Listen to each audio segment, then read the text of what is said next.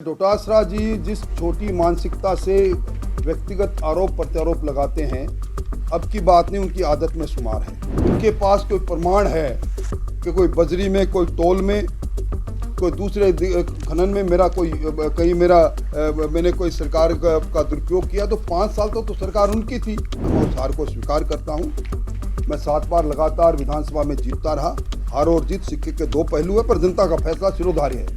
ये बात उनकी बिल्कुल सही है। मैं इस बात को कई बार स्वीकार कर चुका हूँ। डोटासरा जी जिस छोटी मानसिकता से व्यक्तिगत आरोप प्रत्यारोप लगाते हैं, अब की बात नहीं, उनकी आदत में शुमार है।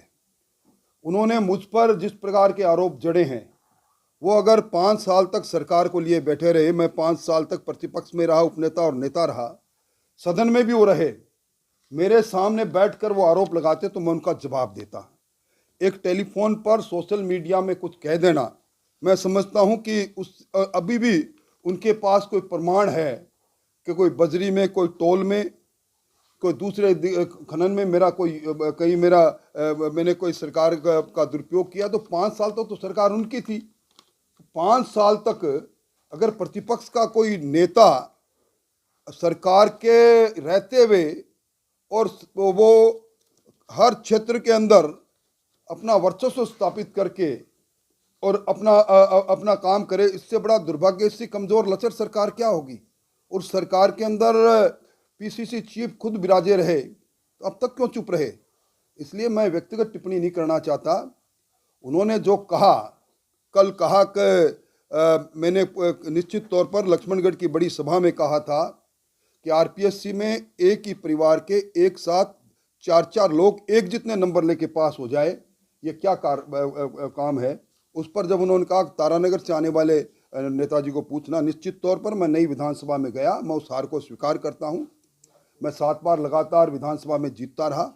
हार और जीत सिक्के के दो पहलू है, पर जनता का फैसला सिरोधार्य है। ये बात उनकी बिल्कुल सही है। मैं इस बात को कई बार स्वीकार कर चुका हूँ। हार और जीत की रीत निराली है। हार है, मैं उस हार को स्वीकार करता हूँ, इसमें कोई शक नहीं। हार के बावजूद भी राज्यसभा लोकसभा चुनाव में आपको लड़ने की आपकी बात नहीं, ये चूंकि मैं अपनी मनपसंद की सीट पर गया था और ये सोचकर गया था कि जो जिस सीट पर आज तक भारतीय जनता पार्टी सिर्फ 2 बार जीती थी, जिसमें एक बार मैं जीता था 2008 में, कठिनतम सीट को चुनौती मानकर मैं गया था। मैं वहाँ से पराजित हुआ, तो पराजित व्यक्ति को किसी चीज़ पर मैं अधिकारपूर्व कहूँ कि मुझे इस चुनाव के अंदर भी मौका मिलना चाहिए, मेरा अधिकार नहीं। बाकी पार्टी का आलाकमान का जो निर्णय है वो स्वीकार होगा। सर, आपकी सरकार आ गई, जो आरएस की जो भर्ती परीक्षा उसकी जांच होगी, फिर उसका हो जाएगा, फिर दूध का दूध और पानी का पानी। निश्चित तौर पर हर पहलू खुला हुआ है, प्रमाण के साथ उन चीज़ों को। कुछ दस्तावेज मेरे पास भी है, किस प्रकार आरएस की परीक्षा से लेकर, और एक किरदार जो अभी भी जेल में विराजे हैं, बाबूलाल कटारा, किसी संवैधानिक संस्था का ये अनूठा नमूना है कि जब कोई sitting member of the RPSC जेल में विराजे, वो उस समय उनके पीछे जो लोग बाग थे, असली किरदार रीट की परीक्षा से लेकर, और ये जो जिस प्रकार राजीव गांधी स्टडी सर्किल की भूमिका से लेकर, अब्दुल कलाम इंस्टीट्यूट की से लेकर, प्रारंभिक जांच में ईडी ने जिन चीज़ों को पाया, उन सारी चीज़ों को लेकर